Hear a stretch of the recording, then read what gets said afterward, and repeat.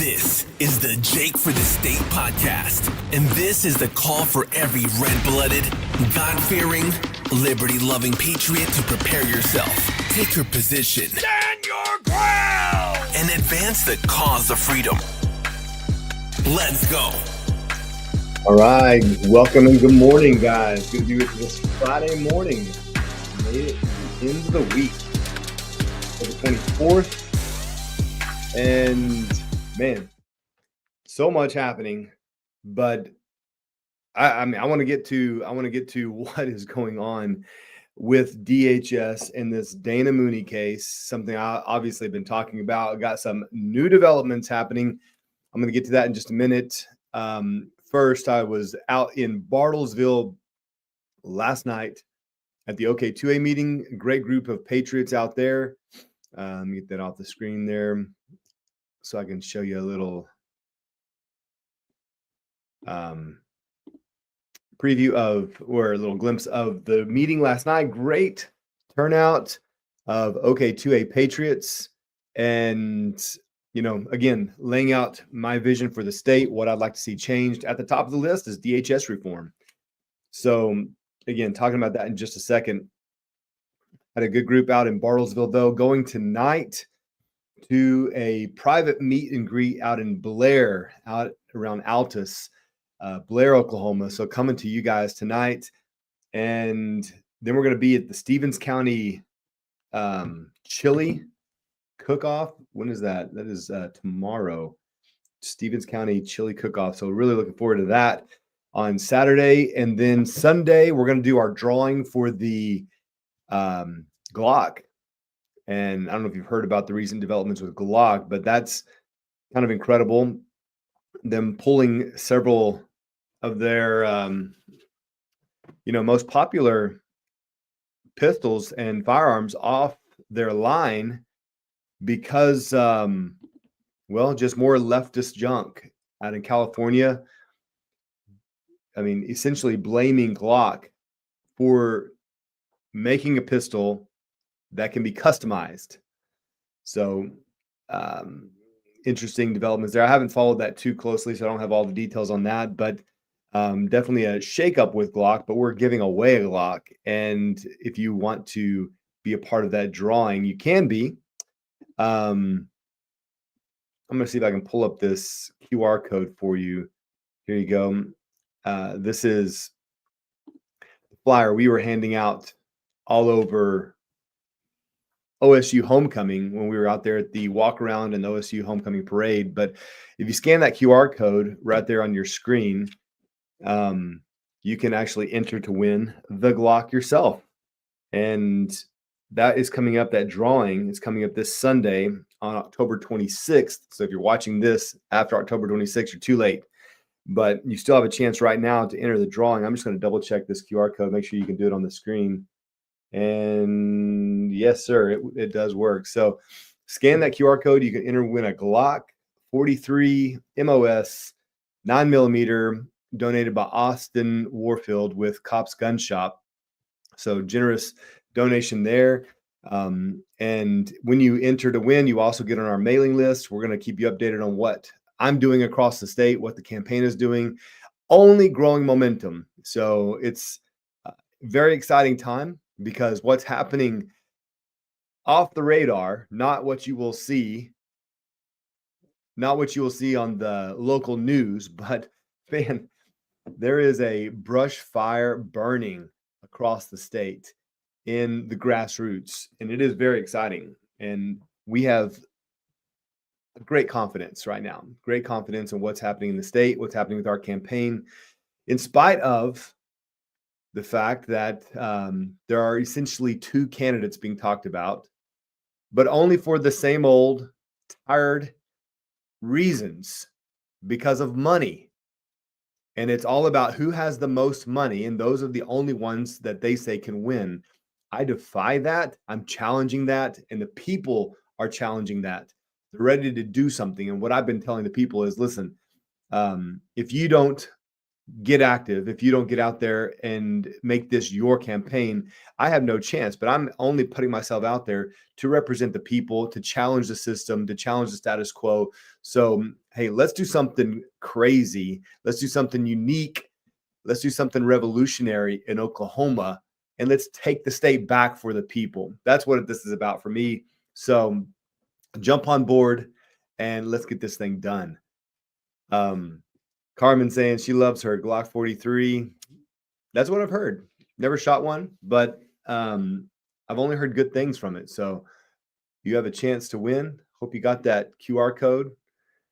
I'm going to get to this Dayna Mooney case here in just a second. But first, got a telethon coming up. So we're excited about this. A lineup of guests from Pastor Dan Fisher, former gubernatorial candidate, Joe Palmer with Bot Radio, great radio station. I love what they do at Bot, and Joe Palmer's the best at what he does. Major Ed Polito has, of course, been all over the place. That guy doesn't stop. He just is always popping up somewhere across the nation with some celebrity. He's got great connections, but more importantly, is a veteran and has served this great country. So he'll be on with me, and also a veteran and sitting state senator Warren Hamilton, good friend of mine, had the opportunity to serve next to him in the Oklahoma State Senate. He's going to join me on this telethon, and so this is a money raising opportunity. We're going to talk about what I'm doing in the campaign, what's happening in the state of Oklahoma, what needs to happen. And while we're doing this, you're going to have a chance to jump on board, be a part of this campaign, and help us get across the finish line. What I'm looking for, I'll tell you what I'm looking for. Of course, give more if you can. But what I need and what I'm looking for is 1,000 $10 recurring donations. So what I would like to see is 1,000 people. This should be so easy to do. We should be able to do that this morning. 1,000 people committing to $10 a month. I mean, seriously, if you can do Netflix, you can do this. What this does is it helps us establish a baseline budget for the campaign. One-time donations are great. Awesome. We welcome those. But what I would love to see is 1,000 people. If you could go donate $10 a month, I guess I'm starting the telethon now, huh? But go to jakemerrickforgovernor.com, jakemerrickforgovernor.com, hit that donate button. And if you donate, there's an opportunity there. You can see it. It'll give you the option to make this a recurring payment. And if you just commit to doing $10 a month, we can lock in 1,000 people. That's going to be $10,000 a month. It gives us a baseline budget. Of course, we're going to need more than that if we're wanting to do mailers and billboards and some different things we'd like to do to get the name out there. So 10,000 is a baseline budget that essentially covers the signs that we're printing every single week. Our signs, we run through signs, the road signs. If you want one, reach out, I'll get you a road sign. But road signs, 4x8 signs, the larger ones. We've got 2x4 signs, also big and noticeable. But all of those, man, they just cost money. And then the flyers, we're going through flyers like crazy, T-shirts. All of this is about branding, name recognition, getting the word out there. And it just costs money. And we are cranking them out every single week. And of course, gas money to get down the road, all that. But if you might consider jumping on board, if you're already on board with the campaign, I feel like it should be an easy decision. And hey, I understand that things can be tight. So, if you're not able to give anything at this point, completely understand. But if you're able to do $10 a month and lock that in as a reoccurring donation, that will give us a great baseline. Now, if you're able to do more, of course, if you can do $100 a month. Joyce, good question. Once you start the recurring donation, how does it stop? No, you can definitely stop that. First of all, you can reach out to me and I can help you with that on WinRed. WinRed is the platform we're using. But reach out to me and I'll make sure whenever you need that to stop, it's stopped. But you can also contact them directly and ask them to stop that donation. And you can also go through your bank and have them to stop that. So several different ways you can do that. But I, completely understand. You want to make sure that this is not continuing if you don't want it to. But that definitely helps us get that baseline budget and make some plans. Because we got some good plans, some good things in store. I honestly have some things I really want to move forward, but we're just waiting on more money. Okay, we're just waiting on more money to ensure it's paid for before we start. There's some campaigns that will do things on credit. I'm not that guy. I want to make sure it's paid for it up front, and I want to make sure we have it locked in. So that recurring donation helps us do that. Appreciate all of you guys. Now, again, I'm coming up on a very important event happening today at noon. It is the second show cause hearing with Dayna Mooney, and I'm going to get to that in just a second. First, I want to give a big shout out to sponsors of the Jake for the State podcast, which is Stevens Trucking. They are an Oklahoma trucking company.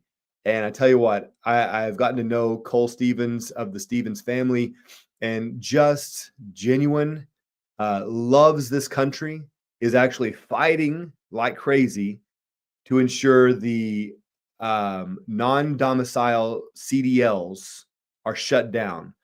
Those that are getting CDLs without being able to speak English, that are driving down our roads. I don't know if you saw the recent crash with this semi that just plowed over a little car, and then there's like 2 or 3 more cars it just runs right through. We're seeing these kinds of horrendous wrecks all the time. Thankfully, I think that we're seeing maybe less of them. We took action here in Oklahoma to ensure that if they are non-domicile CDLs, if they're driving on Oklahoma roadways without being able to speak English, if they're not a legal citizen of the United States, then they will I need to look at the consequences, what's in that actual bill, but they'll be pulled off the roadway. So I know that much. And so we've taken action. Other states have taken action on this. It is a major concern that these missiles, these semi trucks running down the highways with individuals that can't even speak English, can't read the road signs, find themselves going the wrong way, all of these things. Well, I say all that to say Stevens Trucking, Cole Stevens, has been right in the middle of that battle to get that shut down. They have the highest standards when it comes to training their employees. They go over and above to make sure that they don't just meet the baseline requirements to get a CDL, but they go over and above. So they make sure they are the top tier truck drivers on the road. So if you see a Stevens Trucking truck going down the road, you can know that that guy comes from Oklahoma, and they are well trained and well equipped. So happy to have them on board. And of course, I've talked about them all the time. Modus Health out in Yukon, Oklahoma. It's where we go for our adjustments and even massage. Great top-notch massages. So check out Modus Health out in Yukon, Oklahoma. Tell them Jake sent you, and can't promise he'll give you a discount, but he might.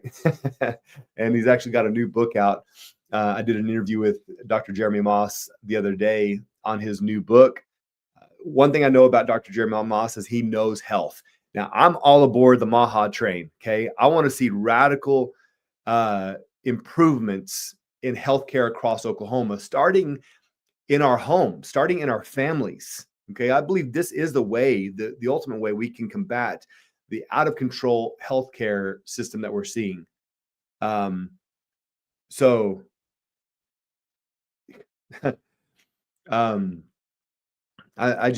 is near and dear to my heart because we have a very unhealthy state, physically unhealthy state. We also deal with mental health as well.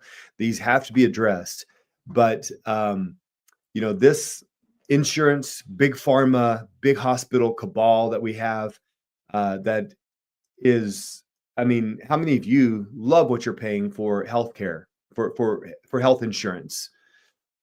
It is completely out of control. We need massive reform there. But the way you can stay out of that system is by staying healthy, okay? By taking control of your personal diet, of your exercise, and your alignment, your nervous system. And that's why I love Modus Health. So go check them out, modushealth.com.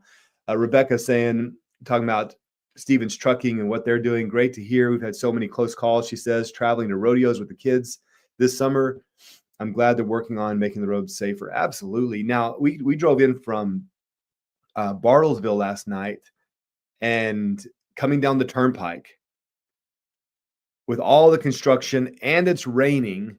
And you feel like you're inches away from the semi next to you. On the other side is a concrete wall. And you're just praying that this guy knows what he's doing. Okay. You're there white knuckling the steering wheel, trying to keep it in the lines, and you're kind of weaving through this construction. So dangerous. So dangerous. You'd think with all of the tolls, they can probably widen the construction path through there. But you're on this trail next to a semi truck, and you're just hoping that this isn't one of the illegals. You're hoping that this guy speaks English and knows what he's doing and got a legitimate CDL. So yeah, I mean, this is a major issue. So glad that we got companies and people like the Stevens family to fight this battle. They know trucking, so they've been fighting it pretty closely. All right. Speaking of fighting, I just love Donald Trump. Don't love what he's doing with the beef industry. Okay. And I said that the other day, that for those who would say that MAGA people are brainwashed, that this is a Trump cult and we do everything and anything Trump says. No. I don't know if you've noticed on social media, the pushback against Trump's push for Argentina beef, prioritizing. I mean, he said it in the interview there, that Argentina is hurting. They need help. Well, that's not our primary interest. And MAGA does not stand for Make Argentina Great Again. It stands for Make America Great Again. So yeah, we will hold even Trump's feet to the fire and say that there is something bigger than Trump, and it's called freedom, and it's called America. And we will always prioritize our land and our freedom over any president. Okay. So we'll hold his feet to the fire, and there will be pushback. There is pushback on him concerning this Argentina beef. We need clearly labeled beef. We need to prioritize American beef here in Oklahoma. I want to prioritize Oklahoma raised beef. I want to, and this is something all of us can do, is find that local farmer and rancher and buy from them directly. And, I would like to see here in Oklahoma, a farmer's market, get this, a farmer's market free enterprise zone. Think about that we in Oklahoma say that we're going to allow our farmers and ranchers to bring all of their produce and their beef and their chicken and their pork, all of the locally raised food, and sell it at a farmer's market without regulation, taxes. Wouldn't that be beautiful? That we could really give local producers the opportunity to sell their goods directly to their neighbors. Not only would this improve our health, but it would support our local farmers and ranchers. What if I love the shout out, Carmen, the Decker Beef said they come to Yukon once a month and meet at the Walmart parking lot. Love that. But I would love to see local communities supported by the state, guarded by the state, protected by the state, local communities being able to have a free and open farmers market where they're not subject to all of the taxes and regulation and red tape, but they're just able to bring their products to the market. Buyer beware. It's up to us to have discernment and wisdom. It's not up to the state to protect us. Okay. It's not up to the state to protect us. So know your farmer, know your rancher, know how they're growing their beef, what they feed them. You could ask them and they'll tell you, okay? You'll get a better education about food by talking to your local farmer, the rancher, than you would anyone else. Go ask them how the food is raised. What kind of pesticides they use, what kind of fertilizer they use in their soil, what kind of antibiotics they give their animals, if any. How regularly they feed them. Is it grass feed? Is it finished off with corn? How are these animals raised? What are they fed? Because what the animals eat is what you eat. And the whole saying, we are what we eat, is true. So whatever the animal eats, that becomes you once you eat it. And so you need to know what's in your food. Thankfully, we're seeing some good movement with RFK and the Maha movement, and the attempt to get the toxins and the dyes and all this junk out of our food. I don't know if you've seen it's a meme, but it's also a short little clip circulating on social media saying it's comparing food 50 years ago to food today and addressing those that would say, it's okay, I ate that when I grew up and I'm fine. Well, the fact is you did not eat this. Some of the same brand names, like even like, what is it? Is it rainbow bread? I mean, some kind of white bread it showed, and there was like 6 ingredients in there, like basic ingredients. And then it shows the white bread sold today under the same label, and there's like 50. So same label. And someone might say, I ate that growing up and I'm fine. Well, it's a different product altogether. And isn't it interesting we call it a product? It's not even food half the time. It's a combination of different substances that looks like food that we're eating and feeding our children, but not the same. So I'm glad that we're cleaning up our food supply. But the best and safest way that we can all eat is by eating locally.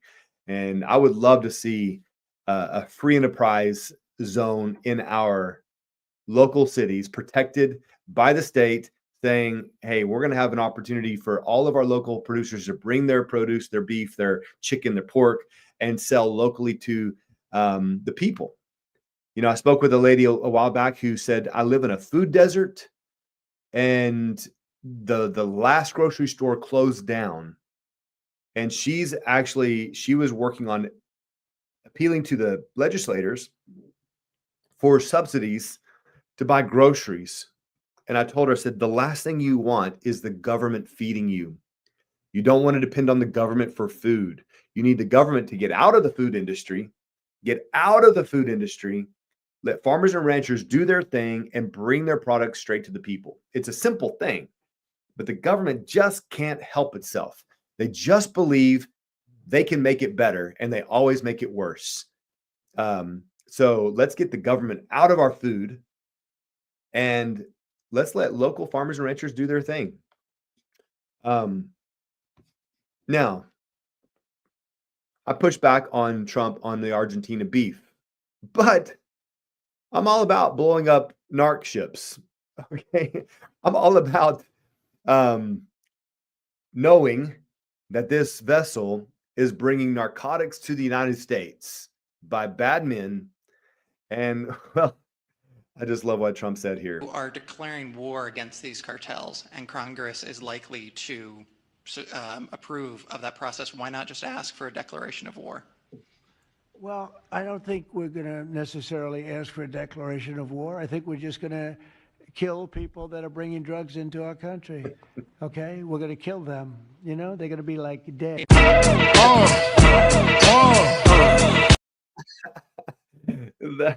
That's Trump. I love it. Like him or hate him, you're going to know exactly what he's thinking. And that's the reason a lot of people hate him, but it's also one of the reasons I love him. They're going to be like dead. And that's exactly right. That's what should happen. Now, Marco Rubio did speak recently about this, saying, hey, we're not just picking out random vessels, right? We've been tracking these people. We know exactly who they are, what they're bringing to the United States. And if they are clearly en route to the United States to bring deadly drugs to our borders, we're going to wipe them out. We're going to blow them up. And I am so glad to see this. This is the kind of action that must be taken from leadership. This is the kind of action. I'm not talking about blowing people up. Not physically anyway. But maybe there are some agencies that need to be blown up. Not literally. I'm not talking about blowing up any buildings, okay? We're talking about blowing up the system. Because today at noon, Dayna Mooney is returning back to El Reno, to the juvenile center out there, where she's going to endure another trial because she dared to defy the system, to walk out of the hospital and do what was best for her son, what she felt was best. Now, let me give you the details on this meeting happening today. Here you go. It's coming to you. All right. So the details on this meeting today. There's the address if you want to join us. Yeah, October 24th, 12:30 today at the Children's Justice Center, Canadian County Children's Justice Center in El Reno. This is where we're going to gather outside as a presence in support of Dayna Mooney. She goes before the judge to defend her parental rights to direct the health of her son. Now, I did speak with a doctor that was involved in his case, and he said he had concerns. And this is a doctor that I know and respect. He is a patriot. And he said, the boy needs blood. Okay, I get that. Let the mom know what he needs. That's fine. But to step in and dictate what she can and cannot do for her son when she is in good faith doing what she believes is in his best interest, I believe that is so criminal. And it's something that I will always push back on, is protecting. I will always push to protect parental rights in our state, because right now it's clearly being violated. The state believes that she needs one thing, and in collaboration with OU Children's is simply taking custody of her children and moving forward with protocols that she's opposed to, protocols that she has attempted and determined this is not in the best interest of my son. And should we not protect parental right to decide both how to educate our children and their medical decisions? It's so fundamental. And again, we're not talking about a radical mom, who's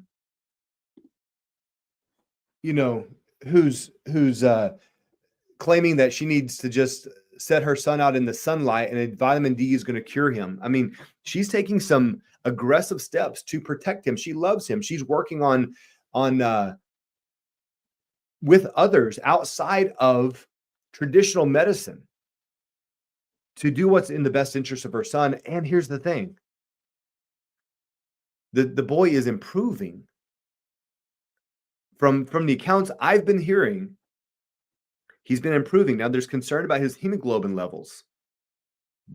But the reports I was getting is that the hemoglobin levels were higher than when he left the hospital. Now, I'll get more facts and more details. There's some things I don't know just yet, but, we all have to ask the question. This is a conversation we all need to be involved in, is at what point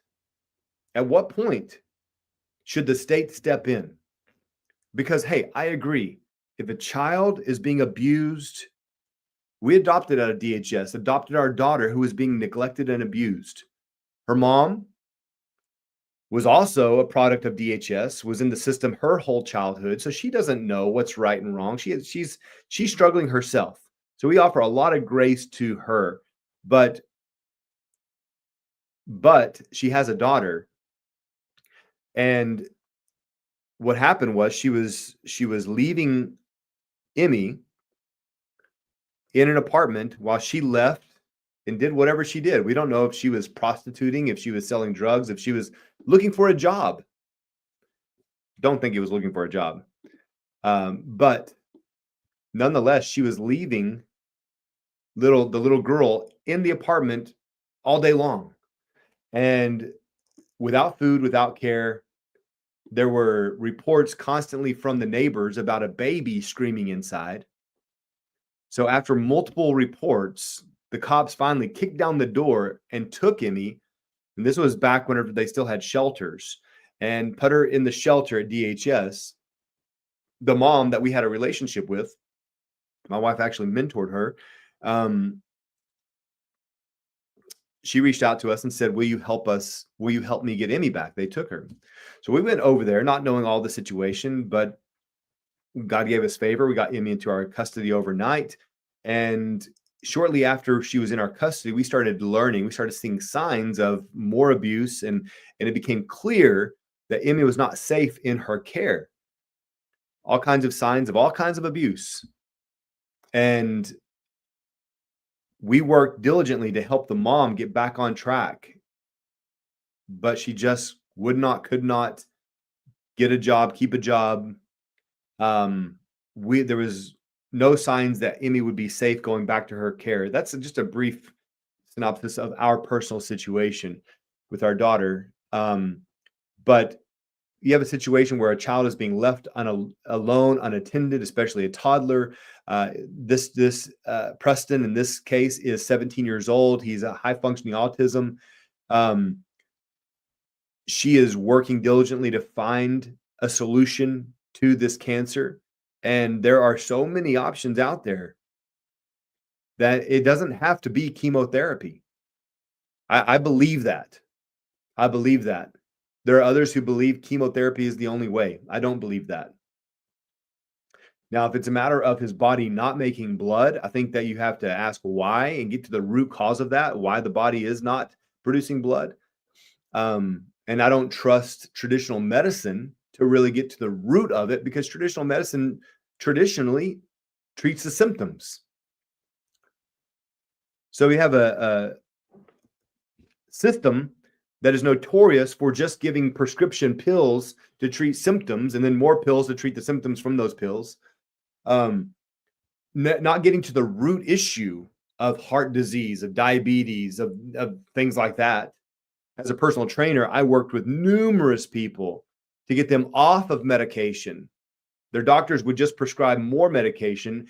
I got them in on a weight loss journey. I got them healthy, eating right, exercising, just the fundamentals, and they would just get off of their medication. No longer needed. In fact, the healthier you are when you take that medication, it actually has a negative impact on you.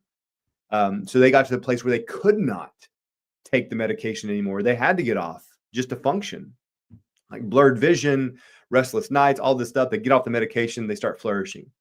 So I don't trust the big corporate hospital, big pharma, big insurance cabal.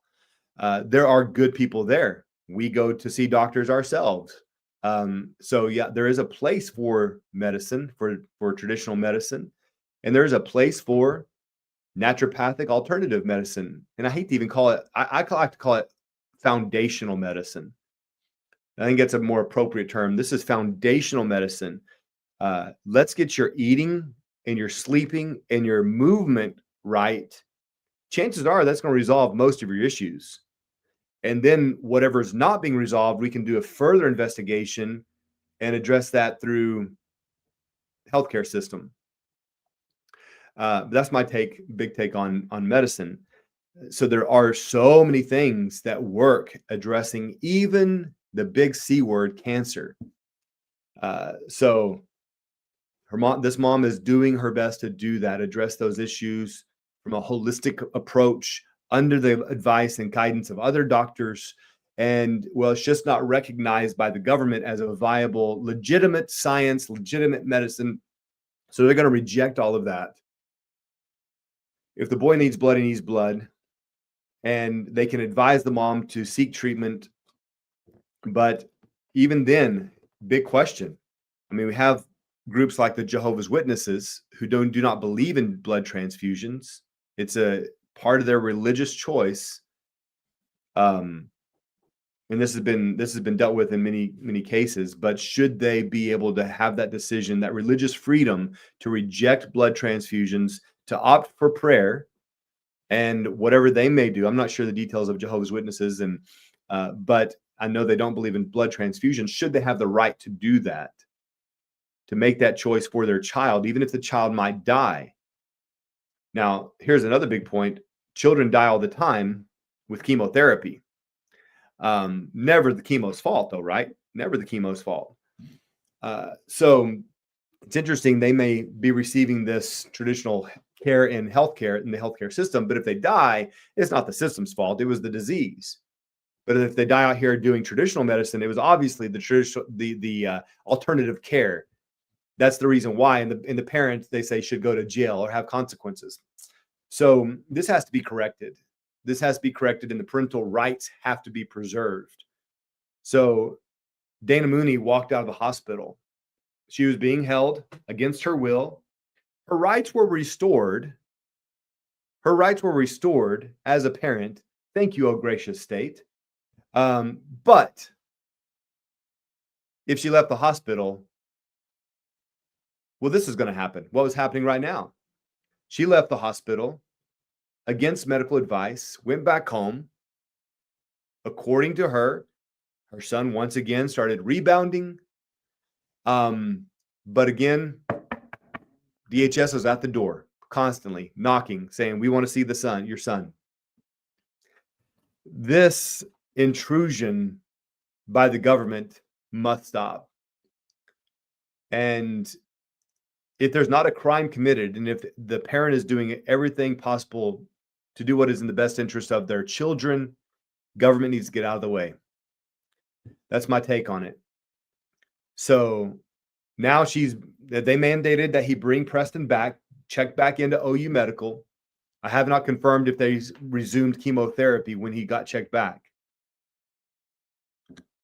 But now she's going to a show cause hearing today at 12:30.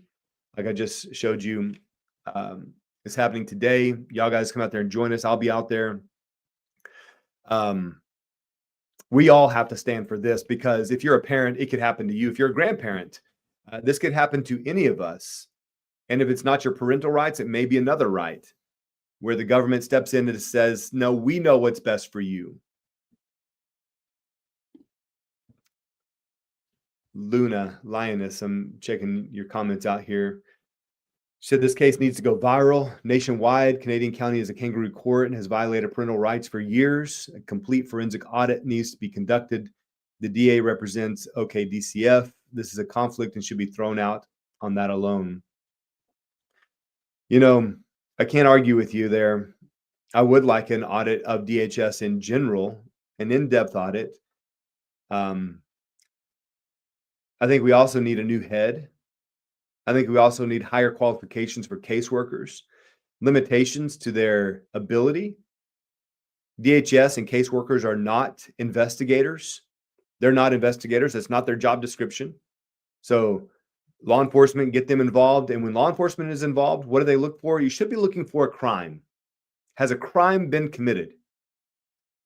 And I'm all in favor of this move by Representative Woolley. I want to see if his piece of legislation gets through, but he's working on a bill that would raise the standard for a referral, raise the standard from preponderance of evidence to clear and convincing proof.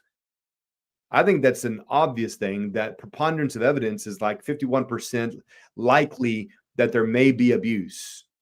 Well, that's too weak for me when it's justification to remove a child and remove parental rights. I want more. I want clear and convincing proof. Give me clear and convincing proof that there is abuse going on, that there's been a crime committed, that the child is under duress, that the child's life and health are being threatened. Give me clear and convincing proof before you can take this child.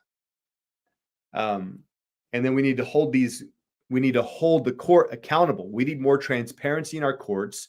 We need those judges who are appointed to have a brief timeline. These cannot be lifetime appointments.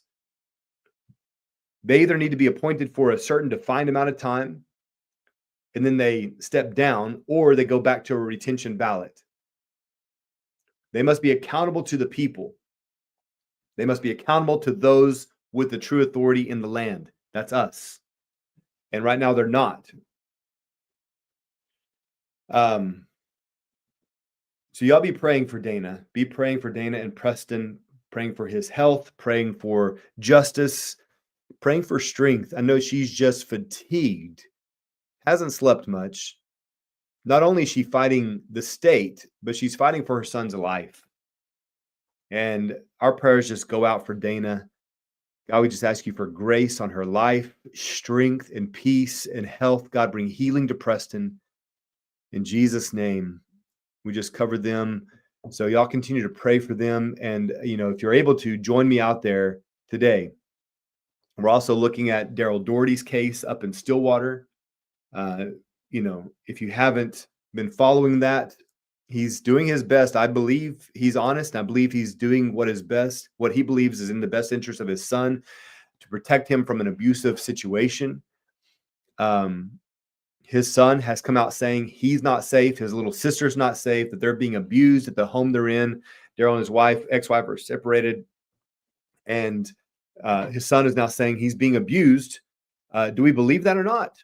Well, he's believing his son, and he's doing everything he can to protect his son. But the court, in response to Daryl's efforts to protect his son, arrested Daryl and put a $1 million bond on him.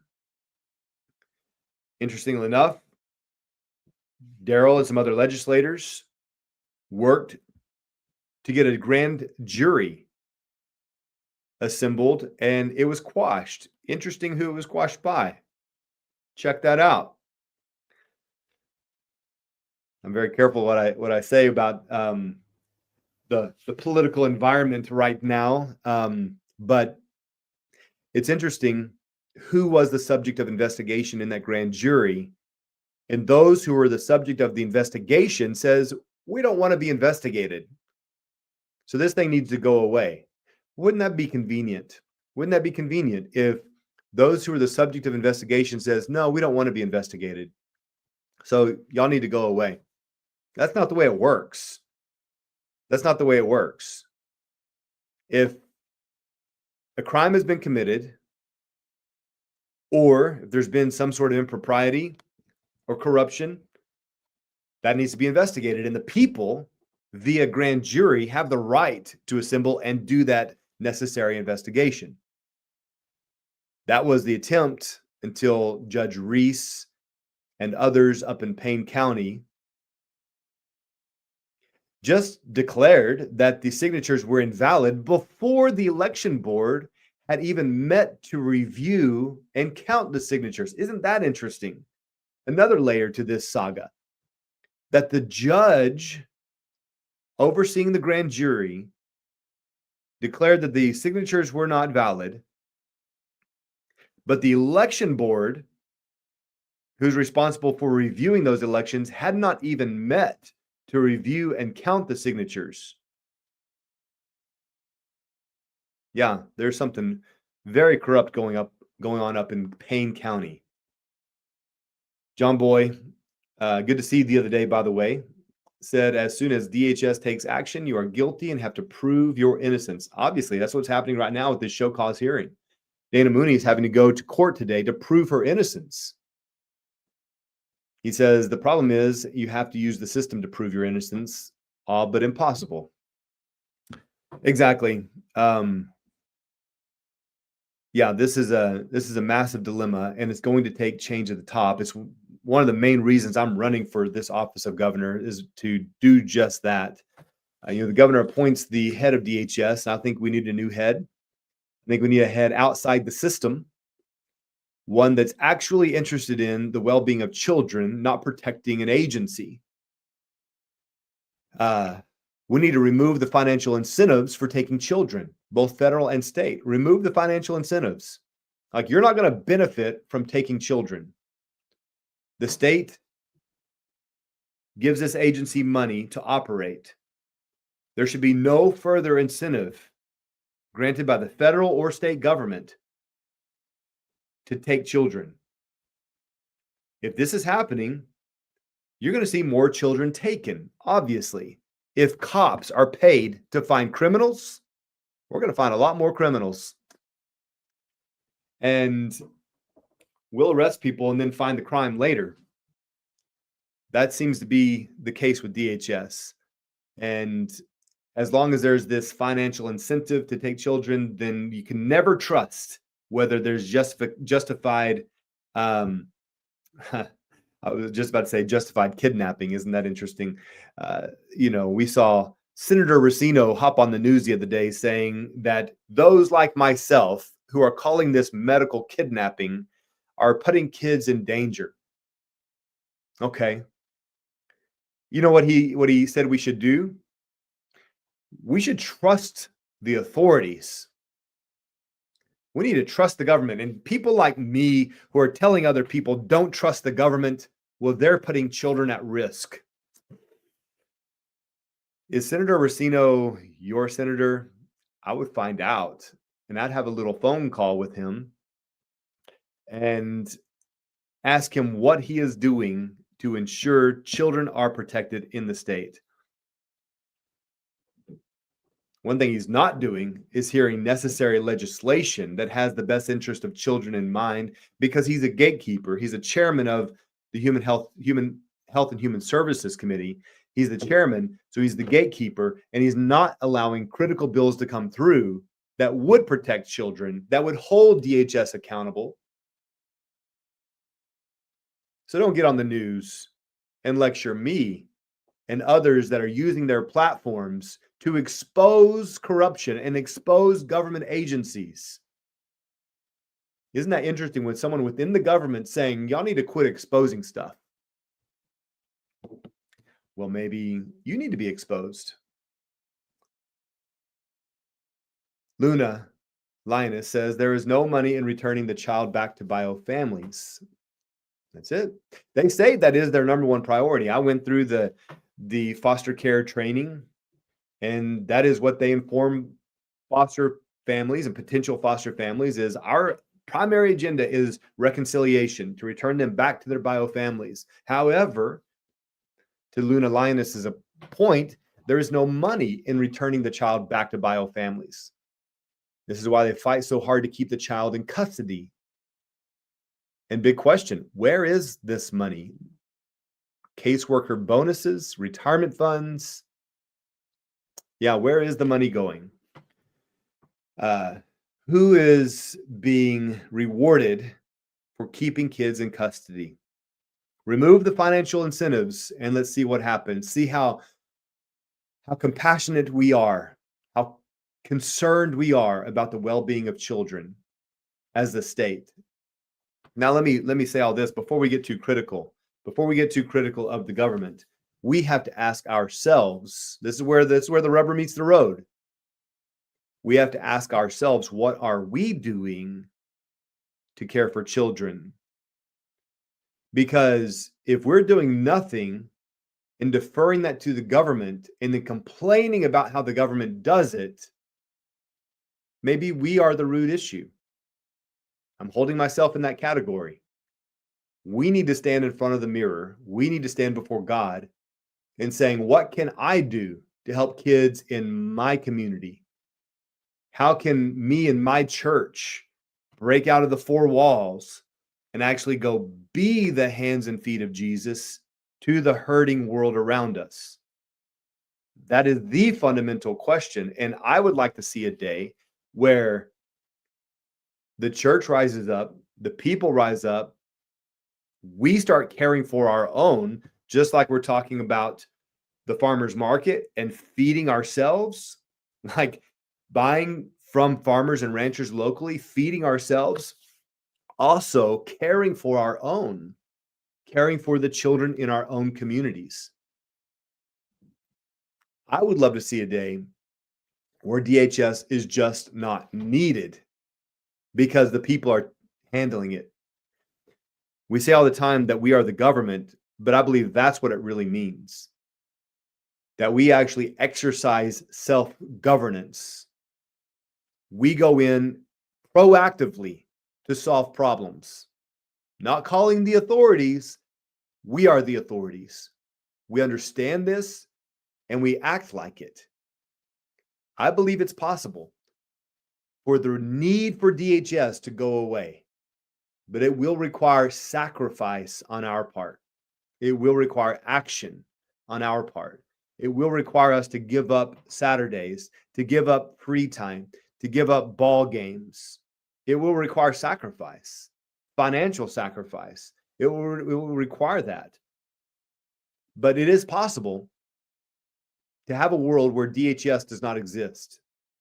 But that world is only possible with sacrifice, with a personal investment of the people into other people.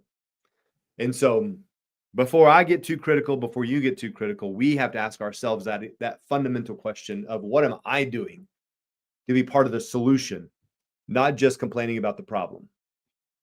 So that's a good question to end on there. I appreciate all you guys tuning in. And if you're able to, join us out at El Reno for this gathering at 12:30 today, Friday, October 24th, to stand with Dayna Mooney in her fight for her son. And I'm going to be out there. There's the address there, 7905 East Highway 66 in El Reno, the Canadian County Children's Justice Center. I'll be out there a little bit early. I got to get off here because I got work to do. I got a few things I got to do for my day job before I run out there and stand with those who are standing with Dayna. But if you're able to join me out there, if you're out in Altus, then hopefully I can connect with you out there in Altus. But I'll also be at the Stevens County Chili Cook-Off later. And then I'm going to be preaching at Victory Church in Tulsa. So if you're over in Tulsa area, come out to Victory Church. I'll be joining a Sunday school out there, but it's a massive church. So like the Sunday school has 200 people in it. And they've invited me to come out there and speak. And I'm going to be talking a lot about what I've been talking about this morning and about the responsibility of the church to be the church. So I'm going to be doing that on Sunday morning at a Victory Church. Check the calendar on jakemerrickforgovernor.com for all the events I'll be at. And yeah, thanks for joining. You guys, God bless you. And I will see you next time.